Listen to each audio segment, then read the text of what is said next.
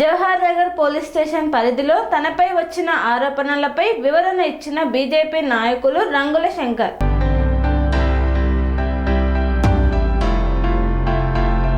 జవహర్ నగర్లోని శివాలయంలో బీజేపీ నాయకులతో కలిసి మీడియా సమావేశాన్ని నిర్వహించారు రంగుల శంకర్.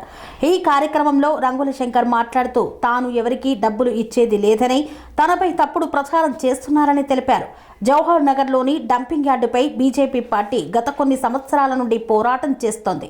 అలాగే తాను జవహర్ నగర్ డంపింగ్ యార్డుకు చెత్తను తరలించే వాహనాలు వారికి నిర్దేశించిన మార్గం నుండి కాకుండా బాలాజీనగర్ నుండి వస్తూ ఉండటంతో ప్రజలకు అనేక ఇబ్బందులు, ప్రమాదాలు జరుగుతుండటంతో పలుమార్లు చెత్త లారీలను అడ్డుకున్నానని తెలిపారు. కావాలని తనపై కొంతమంది చెత్త లారీల వ్యక్తులు దాడి చేశారని, తాను ఏ కులానికి వ్యతిరేకం కాదని తెలియజేశారు. అందరికీ జై శ్రీరామ్. ఏదైతే మొన్న నాపై దాడి జరిగిందో దాని వివిధ కథనాల ద్వారా బయట ప్రచారం జరుగుతుందని చెప్పేసి నేను న్యూస్ ఛానల్ చూసిన. దానికి సంబంధించి నేను కూడా వివరణ ఇచ్చుకోవాలి కాబట్టి నేను ఈరోజు ఏదైతే మా శివాలయం ఉందో, పురాతన శివాలయం, ఆ శివాలయం దగ్గర ఉండి నేను ఏం జరిగిందో నేను చెప్పదలుచుకున్నా. అది ముఖ్యంగా అంటే ఏదేమైనా పర్లే, మొన్న నా పైన జరిగిన దాడితోని జవహర్నగర్లోని ప్రతి కుల సంఘాలే కానీ, బస్తీ వాసులే కానీ పార్టీలకు అర్థంగా వచ్చి నన్ను కలిసిర్రు. వారు కూడా తప్పకుండా జవహర్నగర్ నుండి చెత్త బండ్లు రానియకుండా చూసామని చెప్పేసి వారందరి ప్రోత్సాహం నాకు, నా పార్టీకి ఇంకా బలాన్ని ఇచ్చిందని నేను అనుకుంటున్నా. ఎందుకంటే మా లక్ష్యం ఒకటే, జవహర్ నగర్, బాలాజీ నగర్ రహదారి గుండా చెత్త బండ్లు పోద్దని చెప్పేసి. ఇప్పుడు కాదు, గత 8 సంవత్సరాల నుంచి మేము ఎన్నో పోరాటాలు చేస్తున్నాం.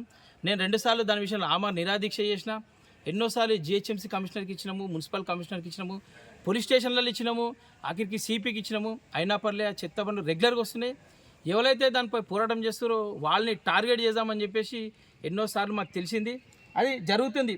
అది ఏదైతే మొన్న పోలీస్ స్టేషన్లో వాళ్ళు చెప్పారో, అరే దాన్ని మీదగా బండి ఎక్కిచ్చేస్తే కథమైపోతాయని వాళ్ళు పోలీస్ స్టేషన్లోనే చెప్పిరాళ్ళు. అదేవిధంగా మొన్న మేము ఇక్కడ జవహర్ నగర్ కమాన్ దగ్గర చెత్త బండ్లు రావద్దని చెప్పేసి జవహర్ నగర్ బీజేపీ పార్టీ ఆధ్వర్యంలో, మా కమలన్న ఆధ్వర్యంలో పెద్ద ఎత్తున చేసినాం. అది ఓన్లీ మండలానికి మటుకు. ఆ రోజు కూడా మా పైన ఏం చేసిరంటే, మీరు బీజేపీ వాళ్ళు డబ్బులు ఇవ్వనందుకే ఇవన్నీ చేస్తారని చెప్పారు. ఒక మాల వేసుకున్న స్వామి ఆ రోజే చెప్పి నేను, స్వామి నువ్వు అయ్యప్ప మాల వేసుకున్నావు, 100 మందిలో ఉన్నాం, నువ్వు బరాబర్ చెప్పాలి, నీకు ఎవరైతే డబ్బులు ఇచ్చినవో, నువ్వు ఎవరికైతే డబ్బులు ఇచ్చినావో వాళ్ళని చెప్పుతో కొట్టుర్రి, ఈయన చెప్పులదండి అని చెప్పేసి అందరం కూడా ప్రెస్ మీట్లో చెప్పినాం. అది జరిగింది. దాని తర్వాత ఏంది, ఇప్పుడు మళ్ళీ ఎవరైతే మొన్న చెత్త బండ్లు రెగ్యులర్గా పోతుంటే నేను డంపింగ్ యార్డ్ జిఎంకి ఫోన్ చేసిన, ఆయన సత్యప్రసాద్ సార్, మళ్ళీ చెత్త బండ్లు రెగ్యులర్గా వస్తున్నాయి సార్, మీరు హామీ ఇచ్చారు చెత్త బండ్లు వచ్చిన ఫోటోలు పెడితే ఆ బండ్లు రానియమని చెప్పారు, కానీ వస్తున్నాయని చెప్పేసి చెప్పగానే ఆయన చెప్పిండు, లేదు మీరు పెట్టినవి మాత్రం రాణిస్తలేమని చెప్పేసి, ఇంకేమైనా ఉంటే పెట్టండి, మేము చెత్త బండ్లు రానియమని సీరియస్ చెప్పిండు. ఆయన చెప్పిన 2-3 గంటలనే నా మీద ప్లాన్ జరిగింది. అసలు ఆ మెట్రోలు అనే సంబంధం ఏందో అదేందో నాకు అర్థమే కాలేదు.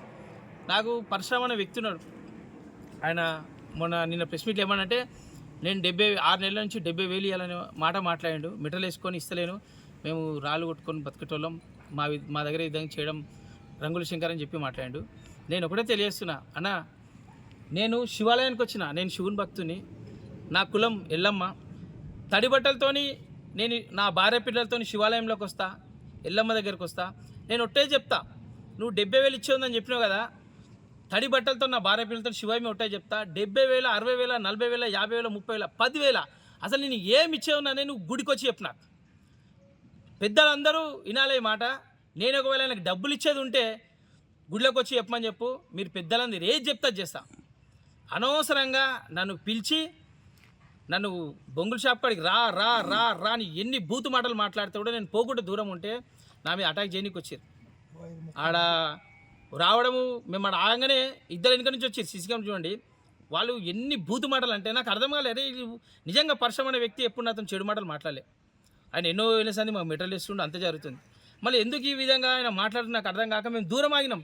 వెనుక నుంచి వచ్చారు, దాని వచ్చుడే మళ్ళా బూతు మాటలు. ఎంతమంది వచ్చారు మా దగ్గర ఫస్ట్ 3 వచ్చారన్న. 3 వచ్చి ఒక ఆయన రాగానే ఇట్లా ఆగిన, అన్న ఆగురా ఎందుకు ఇట్లా వస్తున్నా, నేను చేయబెట్టిన. అంత లోపలనే అటాక్ స్టార్ట్ అయింది. నేను కూడా ఆపుకునే ప్రయత్నంలో చేయబెడుతున్నాను. కొట్టానే నేను ఆ ఇటుకలు ఉన్నాయి, ఇటుకల కాడ పడేసి నన్ను ఇక్కడంతా తొక్కగానే లేచి చూశారు ఒక 7-8 బండ్లు వచ్చేసినాయి. 7-8 బైకులు ఎదురుగా వచ్చేసినాయి.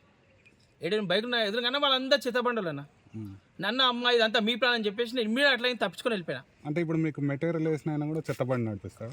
లేదు, ఈయన ఎందుకు పిలిచిండు అటు నాకు అర్థమవుతలేదు. ఇప్పుడు నేను ఆయన డబ్బులు ఇవ్వాలని చెప్పిండు కదా, నేను శివాలయానికి వచ్చిన, నేను ఒట్టేస్తున్నా, నీకు 70,000 కాదు 50,000 ఇచ్చే ఉన్నా, 60,000 ఇచ్చే ఉన్నా, అసలు నీకు డబ్బులు ఏమి ఇచ్చే ఉన్నావు పెద్దల సమక్షంలో తడి బట్టలతో నీ గుళ్ళే చెప్పాలి, నాకు చెప్పాలి నువ్వు బరాబర్.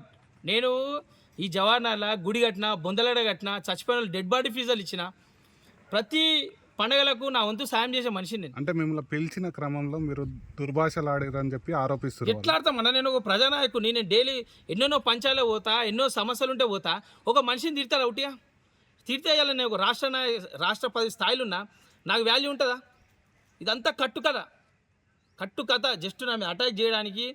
ఇప్పుడు ఏం అవసరం? అదే నేను పైసలు ఇచ్చే ఉంటే నా ఇంటికి రావచ్చు కదా. నేను రాంగ్ ఉన్నాను అనుకోండి, నేను పోలీస్ కంప్లైంట్ రా అని చెప్పి ఎన్ని బూతులు అంటే చెప్పుకోతాయి. అంటే ఇప్పుడు వారు కూడా చట్టపరంగా వెళ్దాం చూసుకుందాం అని అంటున్నారు. చూసుకోమని చెప్పనా? ఫస్ట్ నేను డబ్బులు ఇచ్చే ఉన్నా అనే టాపిక్ వచ్చింది కదా. నేను గుడికి వచ్చిన నా భార్య పిల్లలతో వస్తా, కంపల్సరీ నేను ఎన్ని డబ్బులు ఇచ్చే ఉన్నా, అసలు నేను డబ్బులు ఇచ్చానా లేదా, శివయ్య మీ ఉంటాయి చెప్పమని పెద్ద మనిషి కూడా ఆ ప్రూఫ్స్ పెట్టమని, ప్రూఫ్ కూడా పెట్టాలి, నోటి మాట చెప్తే కాదు, నా ఉన్నాయి ప్రూఫ్స్. అసలు ఏమి ఇచ్చింది ఏం చేయండి. ఆయనకు 22వ తారీఖు 20,000 మీటర్ వేసుకుంటే కూడా నేను ఫోన్పే చేసిన పైసలు అయినారా మొత్తం రికార్డ్ నా ఉన్నది. అంటే ఒక సాకు పెట్టిర్రు, ఏడ దొరుకుతాడు శంకర్, ఏడ దొరుకుతాడు అంటే మేము ప్రజా సమస్యలు కొట్లాడద్దా అంటే. జవహర్ నగర్లో మేము అనేక సమస్యలు పోరాటం చేస్తున్నాం. మాకు ఎప్పుడైతే ఎంపీ ఈటల రాజేంద్రన్న మా మల్కాజ్ గురించి గెలిచిండో, బీజేపీ పార్టీకి ఒక బలం ఉంది. బడుగు బలహీన వర్గాల ఆశాజ్యోతి ఈటల రాజేంద్రన్న ప్రతి సమస్యపై పొద్దుగాల 7 గంటలకు స్టార్ట్ చేస్తే రాత్రి 11 గంటలకు కొట్లాడుతూనే ఉంటాడు. ఆయన ఆధ్వర్యంలోనే మేము జవహర్ నగర్లో అనేక సమస్యలు పోరాటం చేస్తున్నాం.